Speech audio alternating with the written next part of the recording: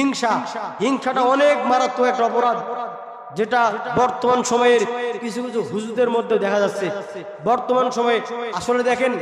আপনারা হয়তো বলতে পারেন হুজুর, আপনারা বলতে পারেন হুজুর, হুজুর আবার কেমন করে হিংসা কি বোধ করে, তাদের মধ্যে এলেম আছে। আরে ভাই, যাদের মধ্যে কোরআনের এলেম আছে, হাদিসের এলেম আছে, হক্কানি যারা ওলামায়ে কেরাম, যারা সঠিক মানের আলেম জ্ঞানী, তাদের মুখ দিয়ে কোনোদিনও গীবত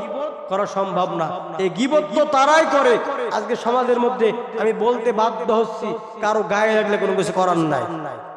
তারাই তো গীবত করে, তারাই হিংসা করে, তারাই বিদ্বেষ ছড়ায়। যাদের এলেম কালাম একদম নাই, যারা মাদ্রাসায় কিছুদিন পড়ার পরে হয়তো হাফেজ হয়েছে, হয়তো কিছু লেখাপড়া করেছে, করার পরে নিজেকে আল্লাহ মাতুর দাহার মনে করে, তারা শিখার প্রয়োজন নাই, তার আর কোনো কিছু জানার প্রয়োজন নাই, তার কোনো কিছু উপলব্ধি করার প্রয়োজন নাই, তার গবেষণা করার দরকার নাই, সে বড় মুফতি সাহেব হয়ে গেছে, হয়েছে